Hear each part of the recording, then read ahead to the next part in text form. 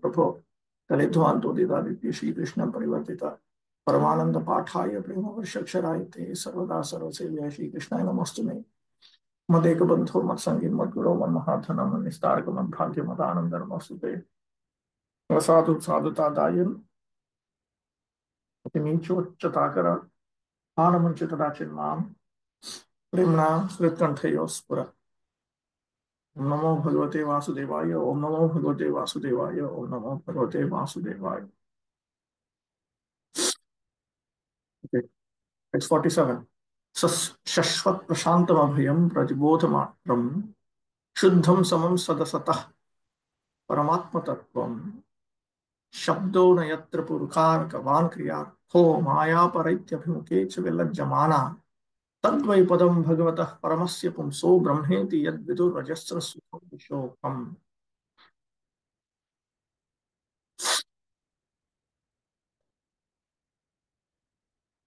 What is realized as the absolute Brahman is full of unlimited bliss without grief.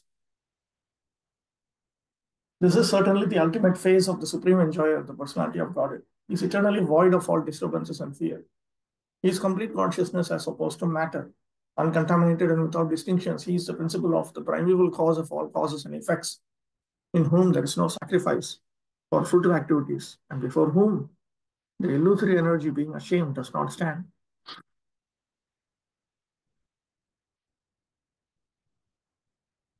What is the nature of that Bhagavan?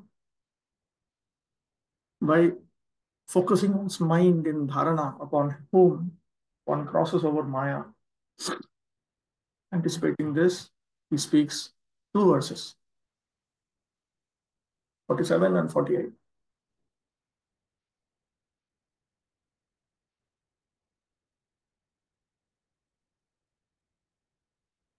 What is this? Shashvat prashantam abhayam, without fear. Because he's non-dual, therefore there's no fear. Dvitiyadvai bhayam bhavati. It is when one assumes that there's a counterpart to the Supreme Personality of Godhead, only then one develops fear. He's entirely conscious. Consciousness, jnanaika rasam. That too, pure consciousness. Not consciousness which is like the consciousness of the conditioned souls, which is constantly changing.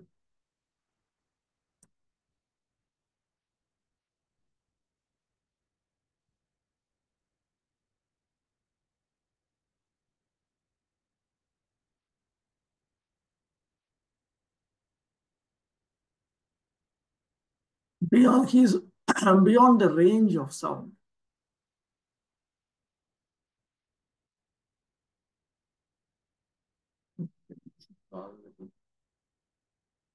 We'll come back to this. अथ श्री भगवत स्वरूपम विशिष्य आकारेण उद्दिश्यति. Here, Lord Brahma specifies, gives specific details about the nature of the Supreme Personality of Godhead.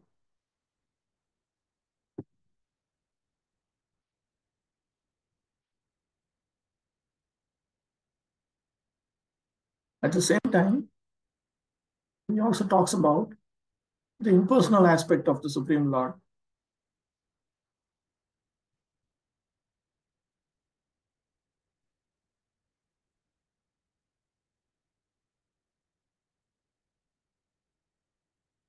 ननु ब्रह्मेति परमात्मेति भगवानिति शब्दयते इति अधिकारी विशेषेषु परमेश्वरः त्रिरूपतया भातीति.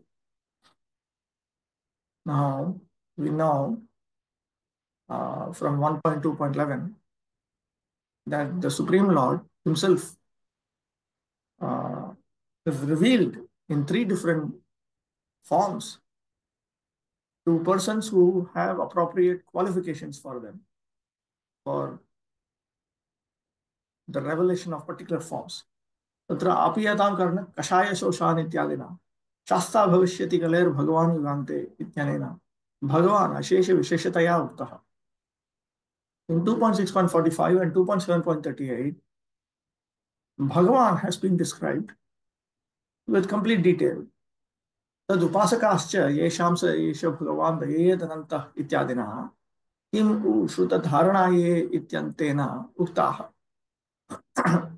And the worshippers of Bhagavan have been described from 2.7.42 to 2.7.46. Samprati Paramatma Brahma cha Uchatam iti akankshayaamaha shashvaditi. And then Lord Brahma, he anticipates that Narad Muni might ask him, all right, you have described Bhagavan and the worshippers of Bhagavan, now you please describe Paramatma and the Nirvishesha Brahma.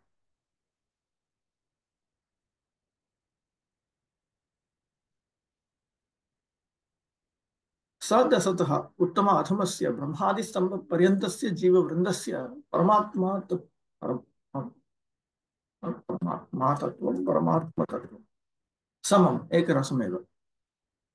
The principle of Paramatma, the nature of Paramatma is the same in regards to all the jivas, whether they are good or bad, which means whether they are first class or whether they are the lowest class, from Brahma down to the pillar. Tatha Shashvat Sada Prakarshena Shantam. Constantly he is the abode of peace. Tasya Gunavasha Shanta Ghoram Mudasya Pityarthaha. It is under the control of his modes that people are peaceful, terrible, bewildered. Shashvat Prashabdabhyam Sattvagunakarya Shamo Vyavrittaha. Shashvat Prashantam. See, he doesn't say Shashvat Shantam. It says Shashvat Prashantam. With absolutely no disturbance. So from that we understand that this is not the peace of mind that results from the material mode of goodness. Tatha abhayam tasya sabhayasyapi. Even for a frightened person, he is the source of fearlessness. Pratibodha matram tasya jnanavatopi pratimatra shabdabhyam satuguna bodho vyavrittaha. And he knows about everything, which indicates that the knowledge that is possessed by Paramatma is not the knowledge that is the effect of the material mode of goodness. Shuddham tasya shuddhasyapi is the purifier of even those who are contaminated. Evam Paramatmanam muktvaha brahmaha. Having described Paramatma, he now describes Brahman. Yatra nanakarakavan api तथा क्रियया सह अर्थ वाच्य लक्ष्य व्यंग्य यत्र तादृशोपि शब्दः न प्रभवति तद् ब्रह्म. This Brahman is that which cannot be referred to by any words in the direct sense, in the indirect sense, or in the suggestive sense. ननु ब्रह्म शब्देनैव इत्तद् ब्रूषे अथ च शब्दो न यत्रेति निषिध्यसि च तत्राहमायेति. You are referring to this absolute truth as Brahman, and you are saying that words cannot reach out to him. He says, Maya paraityabhimuke cha vilajjamana. Yasya abhimuke maya vilajjamana sati paraiti prishtadeshamupayiti. Tasya bhagavatah padam aprakrita vichitra rupa gunadi vividha vishesha vatopi tasya prathamika sakshatkara vishayo nirvishesha swarupam. That Bhagavan, in front of whom Maya is embarrassed and she goes away, she goes behind him, he cannot stand in front of him. So that Bhagavan's nature which means even though he is filled with the various features of non-material, variegated forms, qualities, and so on, still this Nirvishesha Swarupa, this impersonal feature, is what is experienced at first. Madhya Mahimanam cha param brahme iti shabditam iti bhagavad-uktes. Tadiyam vyapakatva lakshanam brahattvameva nishchitam brahma. It is his very nature of being the supreme that is described as Brahman, according to 8.24.38. Okay, elsewhere, in Baladev Vidyabhushana Prabhu's commentary to Laghu Bhagavatamrita, he explains this. What is this impersonal Brahman that is being discussed? He says, he refers to one poem called Shishupala Vadha. And it is derived from the Mahabharata and Bhagavatam and so on how Shishupala was killed. So there's a description of Narada Muni's appearance in an assembly. So that poet describes how Narada Muni appeared. Initially, the people in the assembly, they just saw some light. And then afterwards, certain features of Narada Muni's personality, his form, was slightly visible. Then it became more and more and more distinct. And then finally, Narada Muni was very clearly seen. So he says like that. Initially, you see that light. So like that, in spiritual realization, for some persons, they see that effulgence of the Supreme Lord. And that effulgence of the Supreme Lord, which is the content of their impersonalistic meditation, is what is known as Brahman.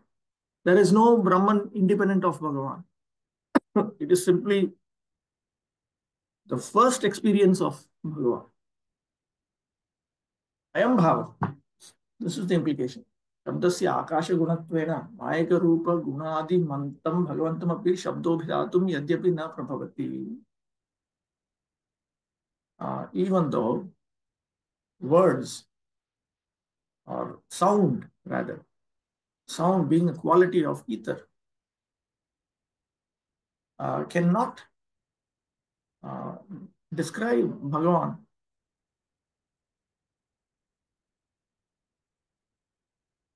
Still, Megha-shyama Kanaka-paridhi, Pankaj-akshoyam Atma, इत्यादय शब्दाः मेघ कनकादि प्राकृत वस्तु सादृश्य आरोपेणैव लोकचित्तं यथा कथंचित् तत्र प्रवेशयन्ति.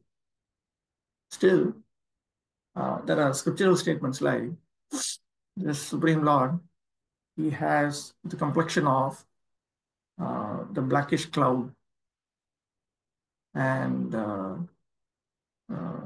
his eyes are like lotuses. So these words in the scriptures somehow or other make the minds of the people to think about him by imposing a similarity with material clouds and so on. Lokascha chitta ikagriyena api vastutaha aprishta tad rupa abhasaha api bhagavantam prabhum aham dhyayami iti abhimanyamana drishyati. Bhagavan api apatarangavashat eva anena bhaktena aham dhyata eva iti abhimanyate. And when the common person, by a focus of his mind, even though the Supreme Personality of Godhead, his form, even a semblance of his transcendental form, cannot be related to by this common person. Still, he considers that I am meditating on my master, the Supreme Personality of Godhead, and he is happy. The Supreme Personality of Godhead, Bhagavan, also, moved by waves of unlimited compassion, he also considers, oh, this devotee is meditating upon me. Abhimatyacha, तं भक्तं स्वचरणान्तिकं सेवार्थम् आनयति इति भगवत्स्वरूपस्य शब्दगम्यत्वं तत् कृपयैव सिद्धम्. So because he considers like that, he then brings that devotee to his lotus feet so that that devotee can serve him. So from this, it is understood, it is understood that the feature of Bhagavan is within the range of Vedic sound only by his mercy. ब्रह्मस्वरूपस्य तु प्राकृत प्राकृत विशेषराहित्यात् कथं शब्दगम्यत्वमस्तु. But the feature of Brahman, it is devoid of all kinds of distinctions, material distinction, spiritual distinction. How can it be reached through any kind of sound? Iti shabdahana yatra iti uktam. Therefore, it is said here that sound does not touch him, touch that Brahman. प्रवृत्ति निमित्तस्य वस्तुधर्मस्य जात्यादेरभावात् यत्र क्रियाकारकवान् शब्दो न प्रभवति तद्ब्रह्मेति ब्रह्मशब्दस्य पृथक् संकेते एव अयं कृतः. Words refer to particular categories and so on, but such words have no power to reveal Brahman. Therefore, Brahman is referred to separately. अतः शब्दगम्यत्व अभावेपि शब्दगम्यस्य भगवतः निर्विशेष स्वरूपं तद् ब्रह्मेति भगवत् संबन्धितत्वेनैवोक्ते सति तत्र लोकचित्त प्रवेशः न अन्यथा इति भङ्ग्या ब्रह्मणः अपि शब्दगम्यत्वम् उक्तम्. So even though Brahman cannot actually be directly reached through Vedic sound, still, because Bhagavan is within the reach of Vedic sound by his own mercy, and Brahman is his impersonal feature, because the impersonal feature is related to the Bhagavan feature, there is no other way for the common person's mind to, to reach the absolute truth. Therefore, it is stated that Brahman is also within the range of sound. Ittameva shrutyadhyayadhau vyakhyashyate iti. This is how a similar statement will be described, will be explained in the prayers of the personified Vedas. Atha jasramev sukham yasmat vigato bhavati shoko yasmat taditi tasya sukha rupatve vishokatve cha kaimutyam anitam. Therefore, it is natural that the happiness derived from the absolute truth is eternal, and sorrow goes away fully. The supreme enjoyer, the personality of God, is the supreme Brahman or the Samam Bonam because of his being the supreme cause of all causes. The conception of impersonal Brahman realization is the first step due to his distinction from the illusory conception of material existence. In other words, impersonal Brahman is a feature of the absolute, distinct from the material variegatedness, just as light is a conception distinct from its counterpart, darkness. But the light has its variegatedness, which is seen by those who further advance in the light. And thus, the ultimate realization of Brahman is the source of the Brahman light, the supreme personality of Godhead, the summum bonum, or the ultimate source of everything. Therefore, meeting the personality of Godhead includes the realization of the impersonal Brahman as realized at first, in contrast with material inebriety. In contrast with material defects. The personality of Godhead is the third step of Brahman realization. As explained in the first canto, one must understand all three features of the Absolute, Brahman, Paramatma, and Bhagavan. Prativodha Matram is the conception just opposite to that of material existence. In matter, there are material miseries, and thus in the first realization of Brahman, there is the negation of such material inebrities, and there is a feeling of eternal existence, distinct from the pangs of birth and death, disease and old age. That is the primary conception of impersonal Brahman. The Supreme Lord is the supreme soul of everything, and therefore in him, the supreme conception of affection is realized. This conception of affection is due to the relationship of soul to soul. A father is affectionate to his son because there is some relationship of nearness between the son and the father. But that sort of affection in the material world is full of inebriety. When the personality of Godhead is met, the fullness of affection becomes manifested because of the reality of the affectionate relationship. He's not the object of affection because of some material tinges of body and mind, but he's the full, naked, uncontaminated object of affection for all living entities because he is the super soul or Paramatma within everyone's heart. In the liberated state of affairs, full-fledged affection for the Lord is awakened. As such, there's an unlimited flow of everlasting happiness without any fear of its being broken, as we experience here in the material world. The relationship with the Lord is never broken. There is no grief and no fear. Such happiness is inexplicable by words, and there can be no possibility of generating such happiness by fruitive activities. Being spontaneous, such happiness cannot be acquired through carefully arranged fruitive sacrifices. But we must also know that this happiness, the unbroken happiness, exchanged with the Supreme Person, the personality of Godhead, as described in this verse, transcends the impersonal conception of the Upanishads. In the Upanishads, the description is more or less a negation of the material conception of things, but this is not a denial of the transcendental senses of the Supreme Lord. Herein, the Lord's transcendental senses are affirmed by the word Shuddham, uncontaminated, which indicates that the senses of the personality of Godhead are not made of material elements, but are all transcendental, free from any contamination of material identification. And the liberated souls also possess spiritual senses. Both the Supreme Lord and the liberated souls must have senses. Otherwise, there could not be any reciprocation of unhampered spiritual happiness exchanged between them in spontaneous, unbroken joy. All the senses, both of the Lord and of the devotees, are without material contamination. They are so because they are beyond the material cause and effects, as clearly mentioned here. Saddha Sattva Param. The illusory material energy cannot work there, being ashamed before the Lord and his transcendental devotees. In the material world, the sense activities are not without grief. But here it is clearly said that the senses of the Lord and the devotees are without any grief. There is a distinct difference between the material and spiritual senses. And one should understand it without denying the spiritual senses because of a material conception. The senses in the material world are surcharged with material ignorance. In every way, the authorities have recommended purification of the senses from the material conception. In the material world, the senses are manipulated for individual and personal satisfaction, whereas in the spiritual world, the senses are properly used for the purpose for which they were originally meant, namely the satisfaction of the Supreme Lord.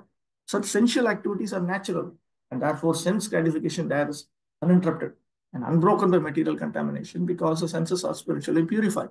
And such satisfaction of the senses is equally shared by the transcendental reciprocator.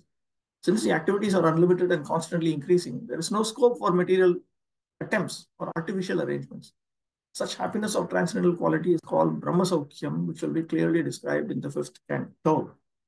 Wait, let me check how Bhaktisiddhanta Saraswati Thakur described this.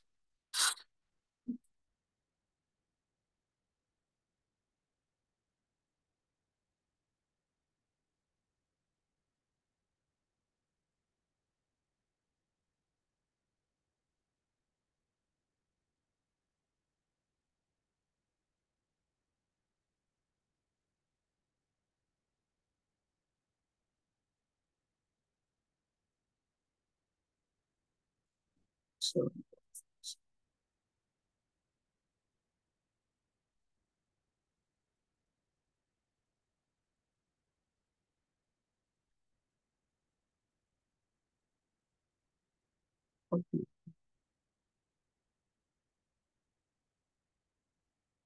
47.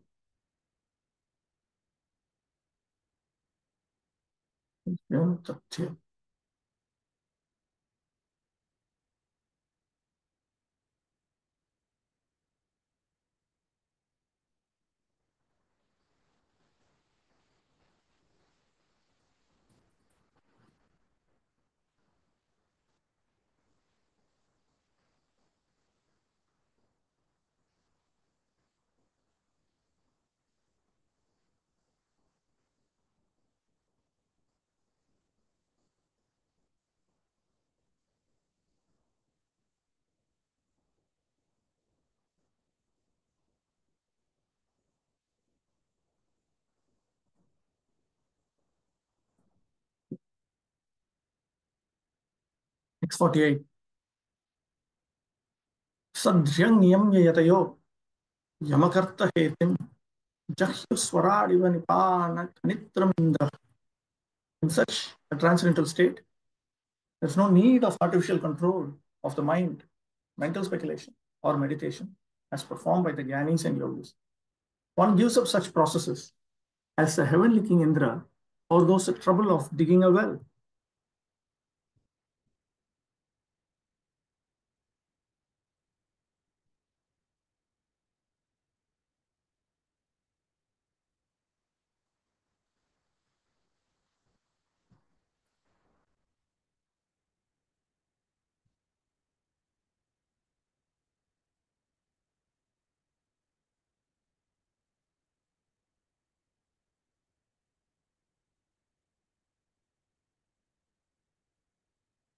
Paramatmanah brahmanascha upasakam samanya akarenaha.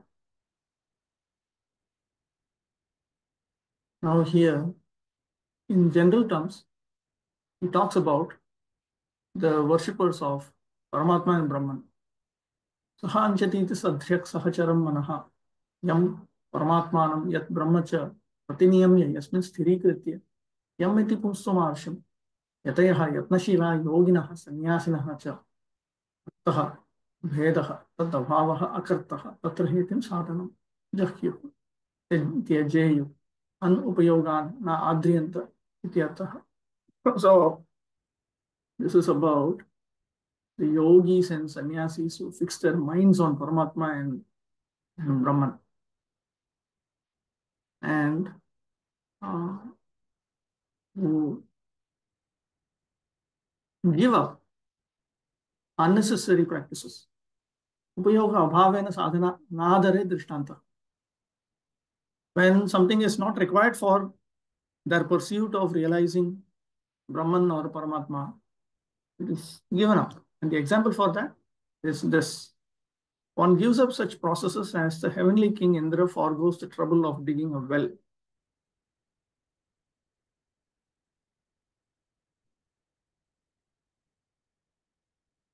भगवद्भक्तास्तु साध्यप्राप्तौ साधने द्विगुणित आदरः भवन्ति इति ते अत्र व्याख्यायां न प्रवेशनीयाः. But the devotees of Bhagavan, even after they attain their goal, they become twice more respectful towards the sadhana that they're engaged in. So they should not be brought in this discussion. A poor man in want of water undertakes the trouble of digging a well.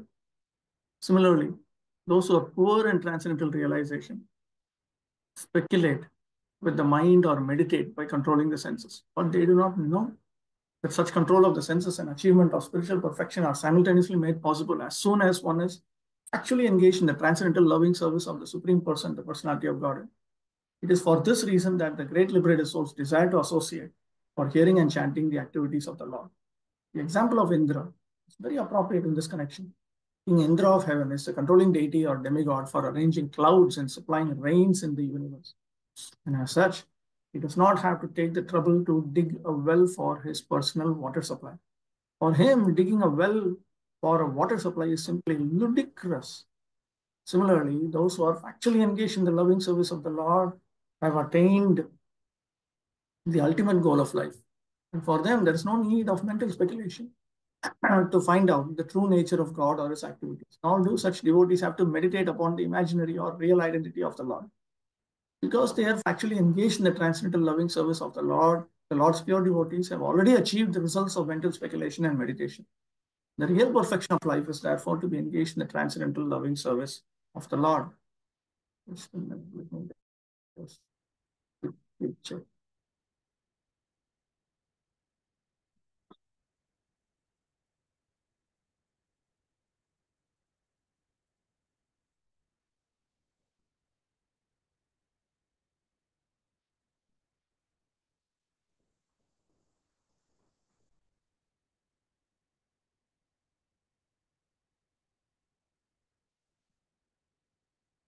Derived from Bhakti Siddhanta Saraswati.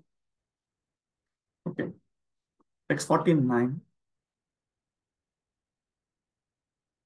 Sashreyasamapi vibhu Bhagavan yatosya bhava svabhava vihitasya satah prasiddhi देहे स्वधातु विगमे no विशीर्यमाणे व्योमेव तत्र पुरुषो न विशीर्य तेज. The personality of God is the supreme master of everything auspicious, because the results of whatever actions are performed by the living being in either the material or spiritual existence are awarded by the Lord. As such, he is the ultimate benefactor. Every individual living entity was unborn, and therefore even after the annihilation of the material elementary body, the living entity exists exactly like the sky within the body.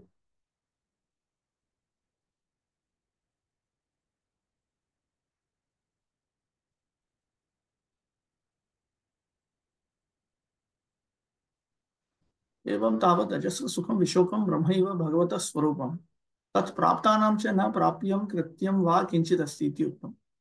So far it has been stated that Brahman, which is nothing but everlasting happiness and freedom from distress, is the nature of Bhagavan, and that one who has attained that has nothing else to attain, and has nothing else, no duty. इदानीं ततः प्राक् स एव सर्वफलदाता सर्वकर्म प्रवर्तकश्च इत्याह. But before that, one should understand that he is the bestower of all fruits. He is the one who is impelling everyone to engage in all activities.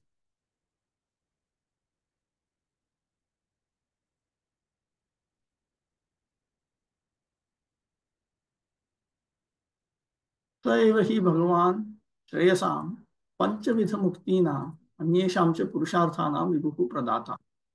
It is this very Bhagavan, the Supreme Personality of Godhead, the Almighty Being, who grants all kinds of auspiciousness, which refers to the five kinds of liberation, as well as the other goals of life. यतः भगवतः सकाशात् अस्य भक्तजीवस्य भक्तिस्वभावः योग्यः यः अर्थः तस्य सतः तत्स्वरूप वैभवे विद्यमानस्य एव प्रसिद्धिः तं प्रति प्राकट्यं भवति इति अर्थः.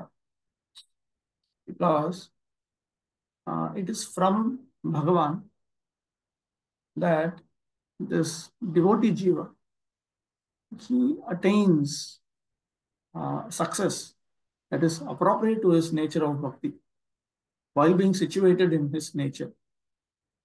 That is well known. In other words, that becomes manifest. Anticipated question. तस्य जीवस्य माया वैभव उपाधिस् तथा किं नश्येत्. What about the designation, material designation of Maic glory that is superimposed on the jiva? Is it destroyed?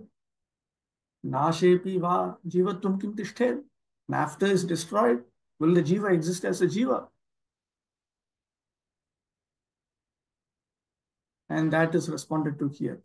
Deha iti arthakena. There is that. Here.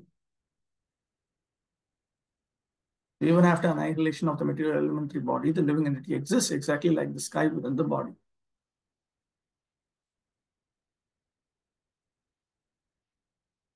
तस्मिन् देहद्वये द्वेषां कारणरूपतत्त्वानां विगमः नाशः यस्य तथापि सत्यपि. Even when the gross body dissolves into its source, or the subtle body dissolves into its source, purushah jivah na vishiriyate na nashyati. The purusha or the jiva is not dissolved, is not destroyed.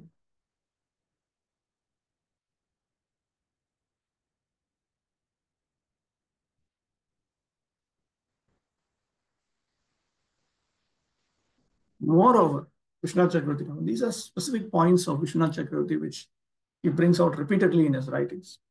Moreover, Paramatma Upasakanam, Brahma Upasakanam, Nesham cha Bhagavantam vina na phalasiddhirityah.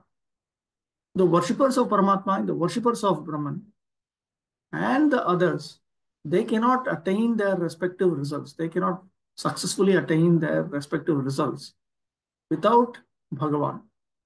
That is now stated here. So Bhagavan eva shreyasam moksha swargadinam vibhurdata cha. It is that Bhagavan who is all-pervading, almighty bestower of all that is good, liberation, heavenly planets, and so on. Ataha yogi jnani karmibhi pratisva phalasiddhyartham bhagavad bhakti kartavya.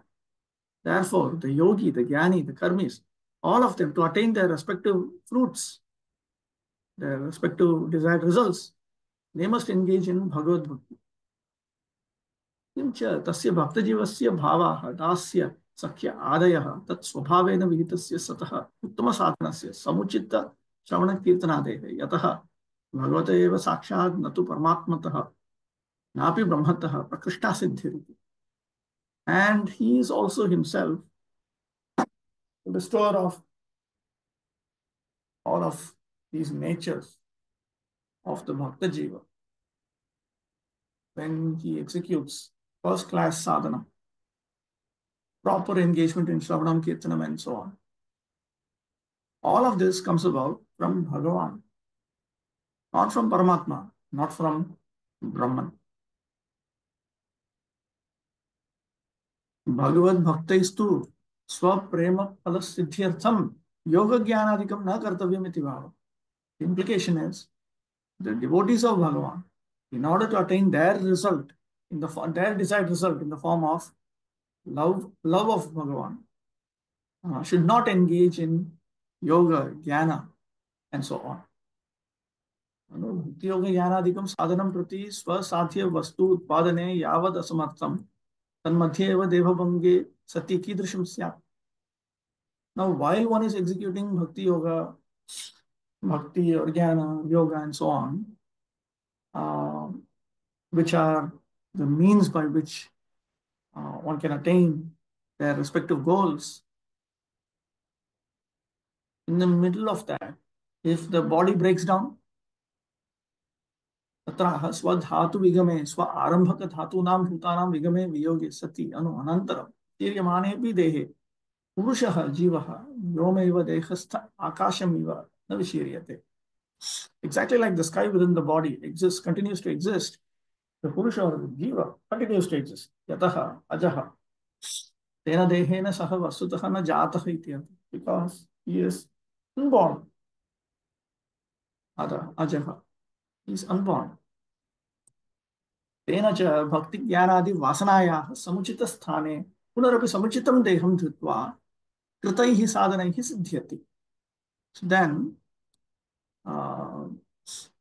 at the right, in an appropriate situation, again, that Jivatma attains an appropriate body, meaning a body that is appropriate for the desires that he has regarding bhakti or jnana and so on. And then he executes those particular sadhanas and he attains its results. Yaduktam, or it has been stated in Bhagavad Gita, yatate cha tato bhuya samsiddhau kurunandana. He again endeavors for perfection, for beloved child of the Kurus. That is Bhagavad Gita, 6.38. The living entity is unborn and eternal, as confirmed in the Bhagavad Gita, 2.30. The living entity is not exhausted, even though exhausted. That is the right word, vishiryate. It's not exhausted, even though the material elementary body is vanquished. As long as the living entity is in material existence, actions performed by him are rewarded in the next life or even in the present life. Similarly, in his spiritual life also, the Lord rewards his actions by giving him the 5 kinds of liberation. Even the impersonalist cannot achieve the desired merging into the existence of the Supreme without being favored by the Supreme Personality of Godhead. It is confirmed in the Bhagavad Gita 4.11 that the Lord awards results according to what one desires in one's present life. The living entities are given freedom to make their choice, and the Lord awards them accordingly. It is the duty of everyone, therefore, to worship devoutly only the Personality of Godhead to achieve his desired goal. The impersonalist, instead of speculating or meditating, can directly execute the routine devotion service of the Lord and thus easily obtain the desired goal. The devotees, however, are naturally inclined to become associates of the Lord and not merge into the spiritual existence as conceived by the impersonalists. The devotees, therefore, following their constitutional instincts, achieve the desired goal of becoming servitors, friends, fathers, mothers, or conjugal lovers of the Lord. The devotion service of the Lord involves 9 transcendental processes, such as hearing and chanting. And by performing such easy and natural devotion services, the devotees achieve the highest perfection results, far, far superior to merging into the existence of Brahman. The devotees are therefore never advised to indulge in speculating upon the nature of the Supreme or artificially meditating on the void. One should not, however, mistakenly think that after the annihilation of this present body, there is no body by which one can associate with the Lord face to face. The living entity is unborn. It is not that he is manifest with the creation of the material body. On the other hand, it is true that the material body develops only by the desire of the living entity. The evolution of the material body is due to the desires of the living being. In other words, according to the desires of the living being, the material body develops. So from the spirit soul, the material body comes into existence, generated from the living force. Since the living being is eternal, he exists just like the sky within the body. The sky is within and without the body. Therefore, when the external covering, the material body, is vanquished, the living spark, like the sky within the body, continues to exist. And by the direction of the Lord, because he is the ultimate benefactor, the living entity is at once awarded the necessary spiritual body befitting his association with the Lord in the manner of Sarupya, features equal to the Lord's; Salokya, facility to live on the same planet as the Lord; Sarshti, possession of opulence equal to the Lord's; and Samipya, personal association with the Lord. The Lord is so kind that even if a devotee of the Lord cannot fulfill the complete course of devotion service unalloyed and uncontaminated by material association, he is given another chance in the next life by being awarded a birth in the family of a devotee or a rich man, so that without being engaged in the struggle for material existence, the devotee can finish the remaining purification of his existence and thus immediately, after relinquishing the present body, go back home, back to Godhead. This is confirmed in the Bhagavad Gita. In this connection, detailed information is available in the Bhagavad Sandarbha of Srila Jiva Goswami Prabhupada. Once achieving the spiritual existence, the devotee is eternally situated there, as already discussed in the previous verse. Wait.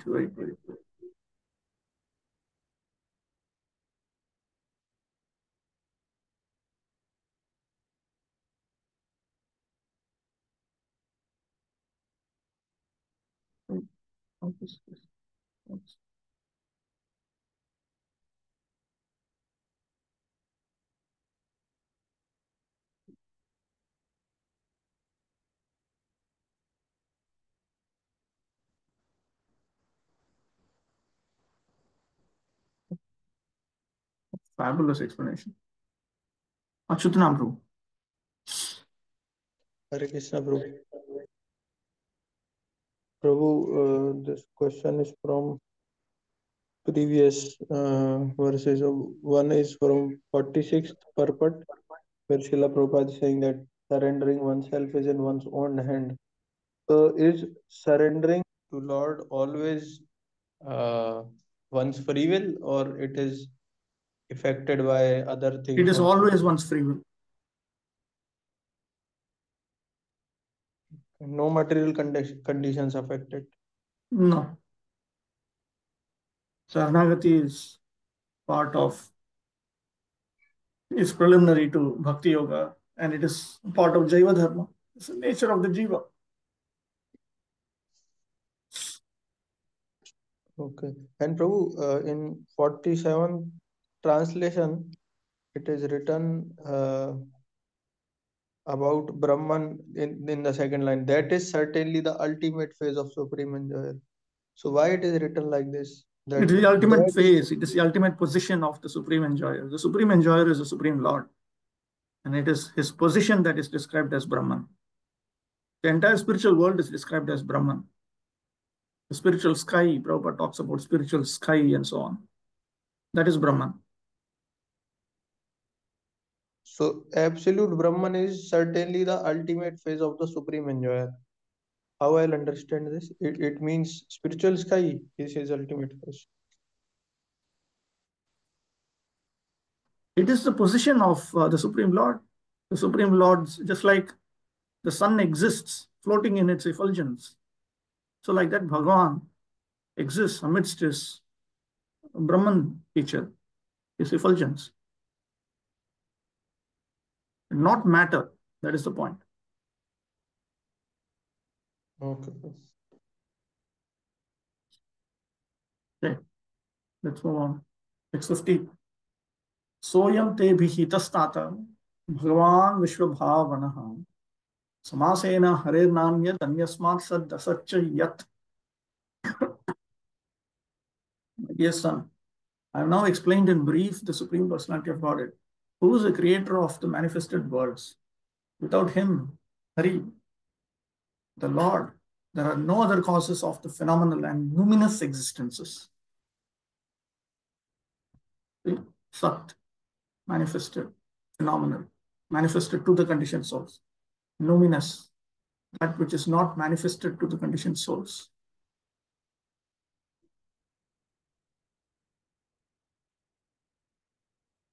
Adhyaya-trayasya artham upasamharati.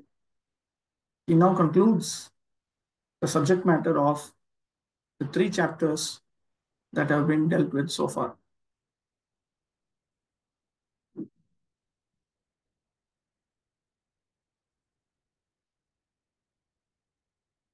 Sad asat karyam karanam cha harer anyat na bhavati. Neither the material cause nor the material effect is separate from Lord Hari. Nanu harehi tad avyatirekehi tadgata vikara prasangasya. But if Lord Hari is not distinct from the material cause and material effect, then certainly we'll have to admit that Lord Hari experiences the degrading transformations of matter. Na, he responds, no. Anyasmat karanabhuto harihi karyag yatrikta ityartha. He is the cause of everything other than him. And he is distinct from those effects.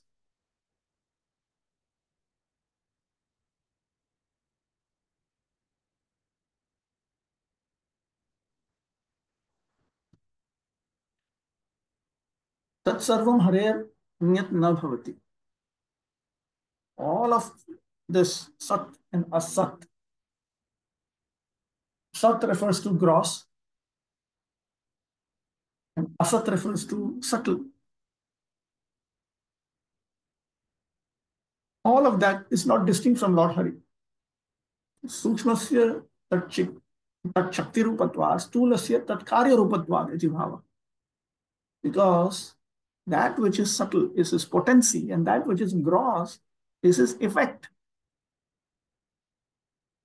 Jagataha tat ananyatve api shuddhasya tasya tad dosha sankaryam na asti ityaha anyasmariti. Even though the world is not distinct from him, in his pure state, there is no mixture of the defects of this world in him.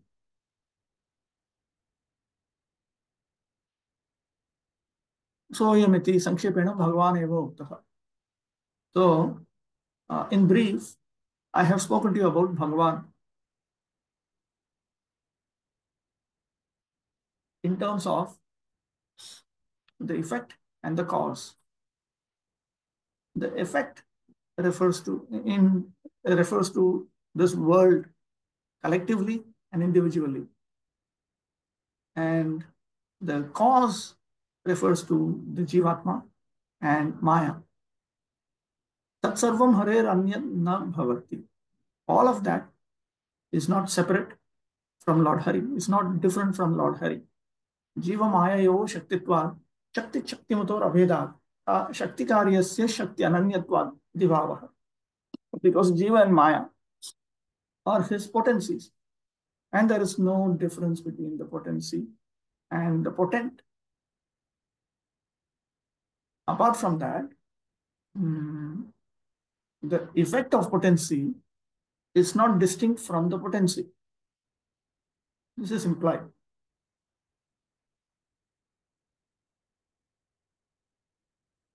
At the same time, the Supreme Lord uh, does not possess any of the defects that are found uh, in the potencies of the marginal and external potencies, in the marginal and external potencies.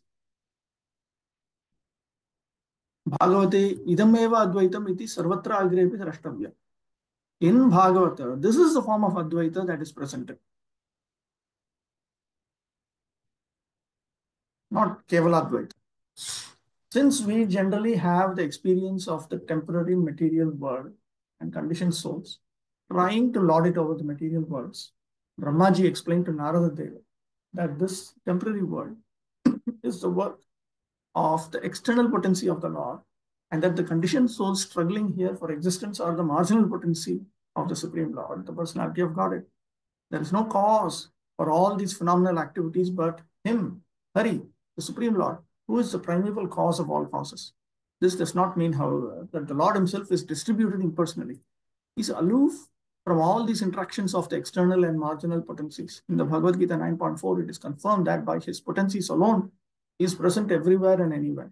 Everything that is manifested rests on His potency only, but He, as a Supreme Personality of Godhead, is always aloof from everything. The potency and the potent are simultaneously one and different from one another. One should not deprecate the Supreme Lord for the creation of this miserable world, just as one should not blame the king for creating a prison house in the government. The prison house is a necessary institution of the governmental establishment for those who are disobedient to the laws of the government. Similarly, this material world, full of miseries, is a temporary creation of the Lord for those who have forgotten Him and are trying to lord it over the false manifestation. He, however, is always anxious to get the fallen souls back home, back to Godhead. And for this, He has given so many chances to the conditioned souls via the authoritative scriptures, His representatives, and personal incarnations also.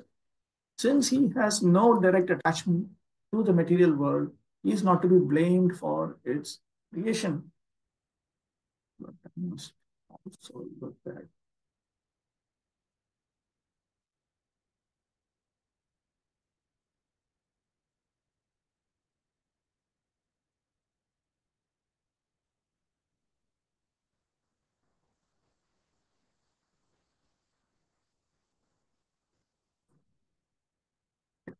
text 51. Idam bhagavatam nama yanme bhagavatotitam sangrahoyam vibhutinam tvamet vipuli kuru. Narada, this science of God, Srimad Bhagavatam, was spoken to me in summary by the Supreme Personality of Godhead, and it was spoken as the accumulation of His diverse potencies. Please expand this science yourself.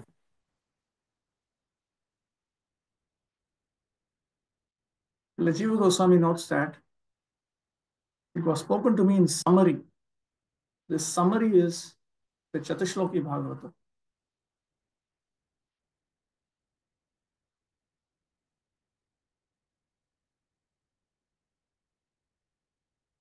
Anena tadapi upodishtam iti gamyate. Therefore, that is what is going to be presented here. Nano idam ashruta charam adbhutam matam brushe. And then he anticipates that Narada Muni might say, what is this that I have not heard? It is such an astonishing teaching that you are speaking. And then he conveys, Satyam idam na kevalam aham bruve. Yes, that's true. But I'm not the only one saying this. Kintu mahyam bhagavata auditam bhagavatam nama puranam. But this was actually spoken by Bhagavan himself to me in the form of the Purana known as Bhagavatam. Kevalam idam shastratvenaiva mantavyam kintu vibhutinam sangraha. One should not consider this merely as a shastra. You can understand that this itself is the accumulation of his diverse potencies, of his opulences. Sri Bhagavad Gita Shu Vibhuti Shabdena Amsha Kala Kala Avatarana Yukte. Because in Bhagavad Gita, the word Vibhuti has also been used to refer to the Supreme Lord's own amshas, kalas, and incarnations. So from that we understand here that Bhagavatam itself is a Vibhuti of the Supreme Lord. Sakshat Bhagavan eva ayam Shastra Swarupena virajati iti arthaha.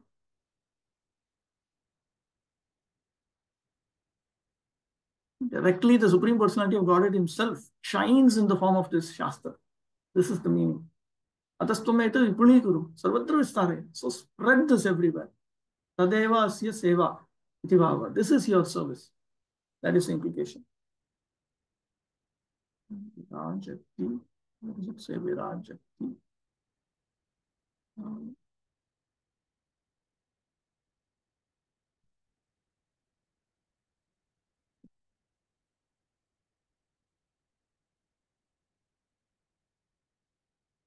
The Bhagavatam in a nutshell, spoken by the personality of Godhead in about half a dozen verses, which will appear ahead, is a science of God. And it is the potent representation of the personality of Godhead. Potent representation of the personality of Godhead. He being absolute is not different from the science of God, Srimad Bhagavatam. Brahmaji received the science of Godhead from the Lord directly, and he handed over the same to Narada, who in his turn ordered Srila Vyasadeva to expand it. So the transcendental knowledge of the Supreme Lord is not mental speculation by the mundane wranglers, but is uncontaminated, eternal, perfect knowledge beyond the jurisdiction of the material modes.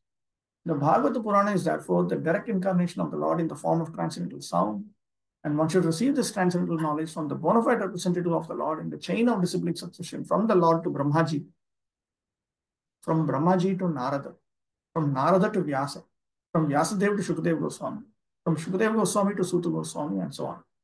The ripened fruit of the Vedic desire tree drops from one hand to another without being broken by falling suddenly from a high branch down to the earth. Therefore, unless one hears the signs of Godhead from the bona fide representative of the disciplic succession, as mentioned above, for one to understand the theme of the signs of Godhead will be a difficult job. It should never be heard from the professional Bhagavatam reciters who earn their livelihood by gratifying the senses of the audience. The point that Prabhupada is making is this. Bhagavatam was spoken by Bhagavan to Brahma. And then Brahma has explained it to Narada.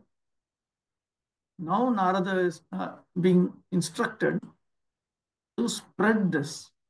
So this is the way the Bhagavata Parampara works. Yes.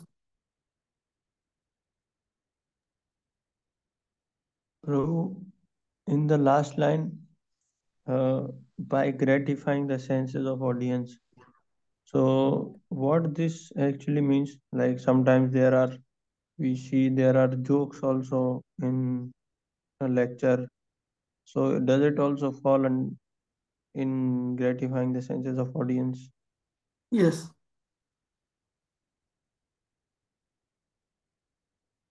So how exactly it can be presented in a manner that audience will not be like speakers do it so that audience doesn't fall asleep or they don't get bored? These things have to be done naturally.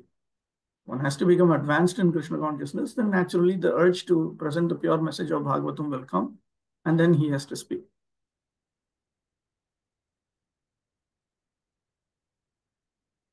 Okay, 652. यथा हरो भगवती नृणाम भक्तिर भविष्यति सर्वात्मन्यखिलाधारे इति संकल्प्य वर्णय.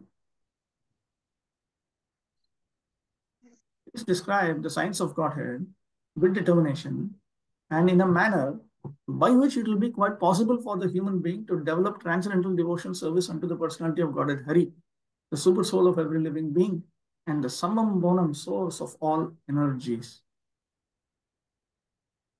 So, you should become determined that the human beings will become enlightened in devotional service unto the Lord, the personality of Godhead, who is the absolute truth, who is the summum bonum, Akila Adhar, who is the ultimate support. with that motive, determined motive, describe the Bhagavatam. This is a properly result-oriented presentation of the science of God. यथा वर्णितेन नृणां भक्तिर्भविष्यति इत्येवं संकल्प्य संचिन्त्य तथा हरिलीला प्राधान्येन श्रीमद्भागवतं वर्णयामि. So,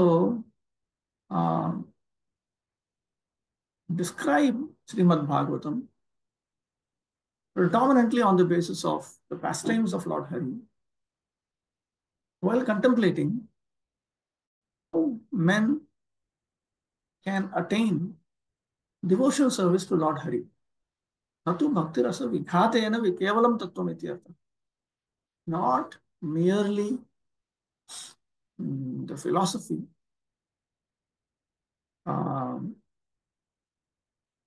that opposes the mellows of devotional service. What is this nonsense?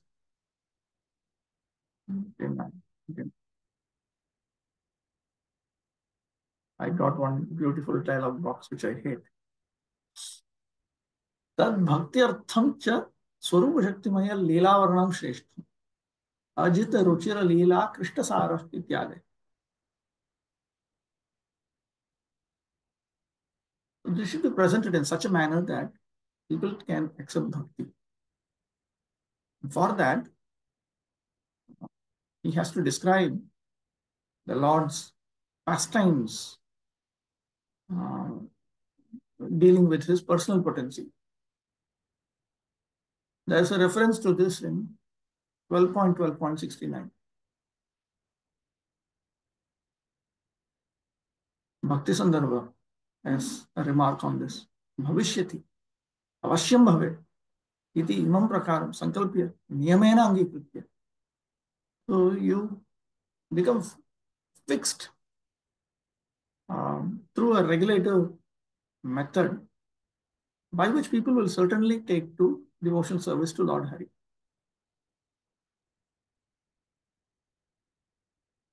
Kintu atra antare guror mama agre tvam ekam niyamam grihana ityaha yatheti pranam kaligale janishyamananam iti arsah bhave iti anutva bhavishyati iti nirdesha kalo nashta dashamesha puranako dhunoditaha iti uddesha. He specifically used the word bhavishyati, future tense. He will describe it in such a manner that human beings will become enlightened and will accept devotional service to Lord Hari. So that indicates that this is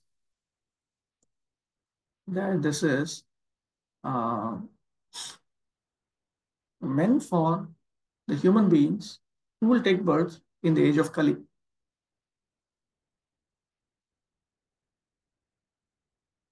It is also confirmed in 1.3.44 that Srimad Bhagavatam will be the sun. It will be a sun-like Purana that will destroy, that will provide vision for the souls of Kali Yuga. Haro premna manoharati samsaram cha harati iti prayojana dvayamuktam. The word haro here means unto devotion service unto Lord Hari. Hari means one who takes away. One who takes away one's mind, one who captivates one's mind through love for him, one who takes away one's material existence. So both the purposes are brought out by using that word Hari, Harau. Bhagavati cha sukha aradhyatvam. The word Bhagavati indicates that he can be worshipped quite conveniently. Sarvatmani, Sarvaswarupe iti tat bhaktiyaiva sarva vachana siddhi. Sarvatmani. He is the soul of all. He is the absolute whole. This indicates that simply by engaging in devotion service to him, one will attain the perfection of worshipping everyone. In the Vedic scriptures, there are so many worshipable deities. So just by worshipping this Supreme Lord Krishna, everyone will be worshipped. Akhiladhare, unto the shelter of all, unto the Samam Guna. इति तद् भक्त्यैव सकामानामपि सर्वकामप्राप्तिः. Even if a person has materialistic desires, by engaging in devotional service unto him, all of his material desires would be attained. Sankalpya, by determination. प्रथमम् अद्य आरभ्य भगवद् भक्तिमेव वर्णयिष्ये इति संकल्पवाक्यम् उच्चार्यताम् इत्यर्थः. Please utter a statement of declaration that right from the beginning I will only describe devotional service, bhakti to Bhagavan. Srimad Bhagavatam is the philosophy of devotion service and the scientific presentation of man's relationship with the Supreme Personality of Godhead. Prior to the age of Kali, there was no need for such a book of knowledge to know the Lord and his potent energies. But with the beginning of the age of Kali, human society gradually became influenced by four sinful principles, namely illegitimate connection with women, intoxication, gambling, and unnecessary killing of animals. Because of these basic sinful acts, man gradually became forgetful of his eternal relation with God. Therefore, man became blind, so to speak, to his ultimate goal of life. The ultimate goal of life is not to pass a life of irresponsibility like the animals and indulge in a polished way in the four animal principles, namely eating, sleeping, fearing, and mating. For such a blind human society in the darkness of ignorance, Srimad Bhagavatam is the torchlight to see things in proper perspective. And therefore, it was necessary to describe the signs of God from the very beginning or from the very birth of the phenomenal world. As we have already explained, Srimad Bhagavatam is so scientifically presented that any sincere student of this great science will be able to understand the science of God simply by reading it with attention or simply by regularly hearing it from the bona fide speaker. Everyone is hankering after happiness in life. But in this age, members of human society, blind as they are, do not have the proper vision that the personality of Godhead is the reservoir of all happiness because he is the ultimate source of everything. Janmadhyasya yataha. Happiness in complete perfection without hindrance can be achieved only by our devotional relationship with him. And it is only by his association that we can get free of distressful material existence. Even those who are after the signs of this material, even those who are after the enjoyment of this material world can also take shelter of the great signs of Srimad Bhagavatam, and they will be successful at the end. Narada is therefore requested or ordered by his spiritual master to present this science with determination and in good plan. Narada was never advised to preach the principles of Bhagavatam to earn a livelihood. He was ordered by his spiritual master to take the matter very seriously in a missionary spirit.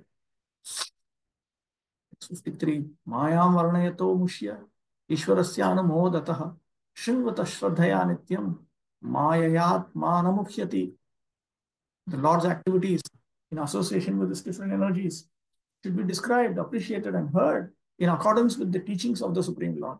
If this is done regularly with devotion and respect, one is sure to get out of the illusory energy of the Lord. There's a question here. What is missionary spirit? Missionary spirit is the preaching spirit. It is the preaching spirit. The preaching spirit should be, I will give up everything other than devotion service unto the Supreme Personality of Godhead, and I will only preach the same. I will not preach anything distinct from that. I will not preach engaging in anyabhilashita, karma, or jnana, nor will I engage in anyabhilashita, karma, or jnana. I will execute pure devotion service, first-class devotion service, and I will promote first-class devotion service. That is the missionary spirit.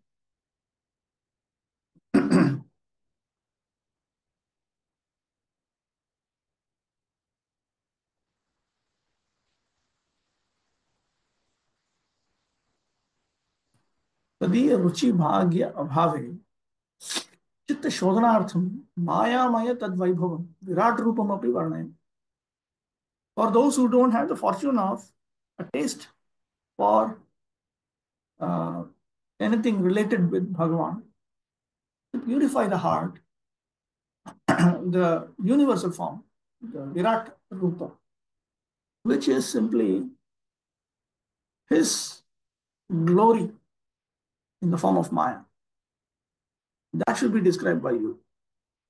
Siddha bhakti ruchya bhave karmarpana vad. Just as if one does not have a taste for pure devotion service to Lord Hari, one engages in karma, offering it unto the Supreme Lord Hari, like that. तनु भक्तिश्च श्रवण कीर्तनादि लक्षण सा च भगवन् नाम लीलादि विषयिणी लीला च लीलावताराणां कृष्ण रामादीनां गोवर्धन उद्धरणाद्या चिदानन्दमय्येव मायाशक्ति प्रधानस्य पुरुषावतारस्य पुरुष वीक्षिताया प्रकृतिर्महान् महतः अहंकार इत्येवं सृष्टि आदि लीला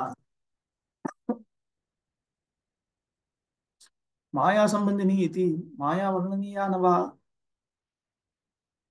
Okay, bhakti is characterized by shravanam, kirtanam, and so on. And that bhakti has as its focus the names, pastimes, and so on of Bhagavan, the Supreme Personality of Godhead. And the pastimes refer to for the Leela avatars like Krishna and Rama, pastimes such as lifting the Govardhan hill, which are filled with spiritual bliss.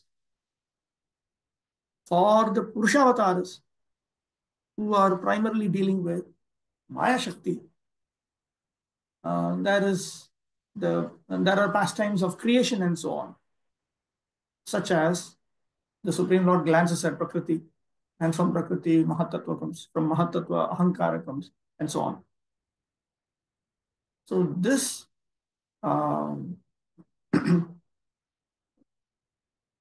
so then we have certain pastimes which are connected with Maya. Should this Maya be described or not? Anticipating this, he speaks the current verse. Tatra varnayata iti anumodayata iti shunvata iti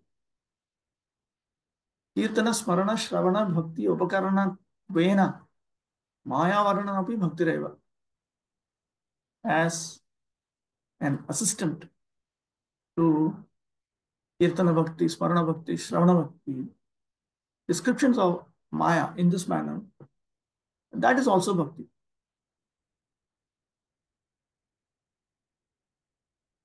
And this is while one is describing Maya in this manner, or approving the description of Maya in this manner, or while hearing the description of Maya in this manner. Ataha Shraddhayeti Shraddhaya. What Shraddhaya comes with devotion, with faith, with respect. Devotion and respect. Shraddhaya. Shraddhayeti Saapi Bhagavata Maya Shakti Parama Bhaktiyaiva Tat Santatayaha Mahatatvadayaha Api Bhakta Eva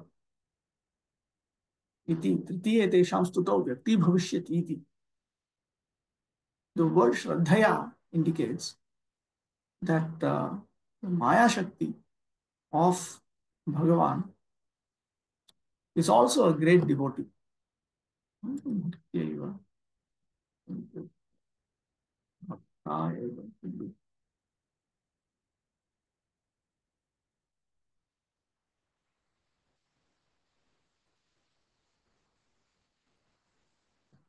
Spelling mistake. Parama Bhakta Eva.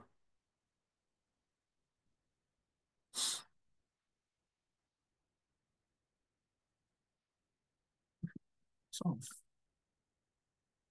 it's complaining. Okay. So this Maya potency of Bhagavan, she is also an exalted devotee, Parama Bhakta. That's Santatayaha, her products, the Mahatattva and so on, they are also devotees of Lord Hari, meaning the presiding deities of Mahatattva and so on. This will be revealed in their prayers to the Supreme Lord in the third canto. Shuddha Bhaktairapi Tatha Buddhya Maya Mahatattva Protavya. And even pure devotees with this understanding should hear about Maya, Mahatattva and so on. Protavya eva iti tat palamaha. Certainly one should do it. The result of that, Maya Atma Jivaha Namuhyati. The result of that will be that the Jivatma will not be bewildered by Maya. Iti Maya Sambandhini api Leela Naiva Mayiki. The pastimes of the Supreme Personality of Godhead in connection with Maya are not products of Maya. Into man niketastu nirgunam ityadi bhagavadukte. Rather, they are like the Supreme Personality of Godhead has said in the 11th canto, residence in the forest is in the mode of goodness, residence in a city is in the mode of passion, and so on. But my temple is beyond the modes of material nature. So even though his temple where pure devotion service unto him is being executed, it appears to be within material existence, still it is beyond Maya. So like that. Purport. The science of learning a subject matter seriously is different from the sentiments of fanatics. Fanatics or fools may consider the Lord's activities in relation with the external energy to be useless for him, and they may falsely claim to be higher participants in the internal energy of the Lord. But factually, the Lord's activities in relation with the external energy and the internal energy are equally good. On the other hand, those who are not completely free from the clutches of the Lord's external energy should devoutly hear regularly about the activities of the Lord in relation with the external energy. They should not foolishly jump up to the activities of the Lord's internal energy, falsely attracted by such activities as is Rasalila. The chief reciters of the Bhagavatam are very much enthusiastic about the activities of the Lord's internal potencies, and the pseudo devotees, absorbed in material sense enjoyment, falsely jump to the stage of liberated souls and thus fall down deeply into the clutches of the external energy. Some pseudo devotees think that to hear about the pastimes of the Lord means to hear about his activities with the gopis or about his pastimes like lifting the Govardhan hill. And they have nothing to do with the Lord's plenary expansions as Purushavatas and their pastimes of the creation, maintenance, and annihilation of the material worlds. But a pure devotee knows that there is no difference between the Lord's Rasalila pastimes and his pastimes of creation, maintenance, and destruction of the material world. Rather, the descriptions of such activities of the Lord as those performed by the Pushavataras are specifically meant for persons who are in the clutches of the external energy. Topics like the Rasalila are meant for the liberated souls and not for the conditioned souls. Conditioned souls, therefore, must hear with appreciation and devotion the Lord's pastimes in relationship with the external energy. And hearing such pastimes is as good as hearing the Rasalila in the liberated stage. A conditioned soul should not imitate the activities of the liberated souls. Lord Chaitanya never indulged in hearing the Rasalila with ordinary men. In the Srimad Bhagavatam, the Science of God, the first 9 cantos prepare the ground for hearing the 10th canto. This will be further explained in the last chapter of this canto. In the 3rd canto, it will be more explicit.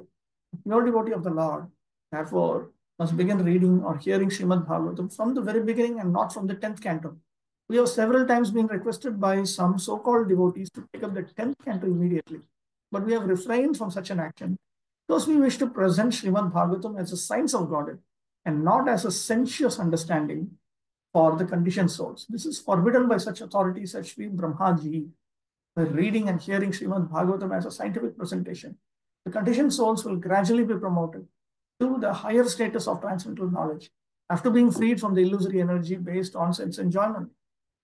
Yes.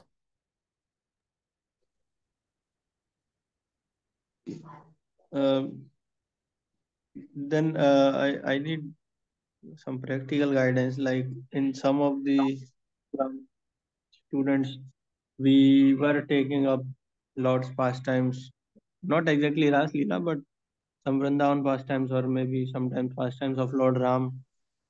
So how to adjust now? Because Prabhupada is saying that we are under clutches of external energy, so better to hear his creation pastimes.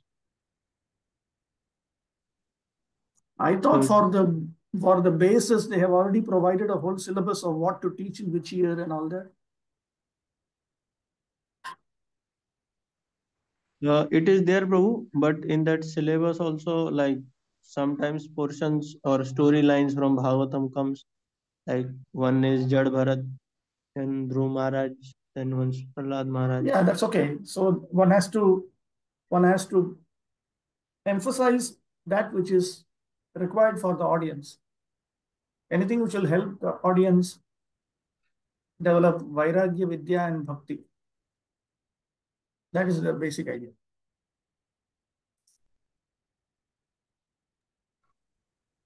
Okay, bro. All right. We'll stop with that. On Shakalpatra Vyashya Kripasan Vibhyo Vacho Patitanam Pavanebhyo Vaishnavebhyo Namo Namaha.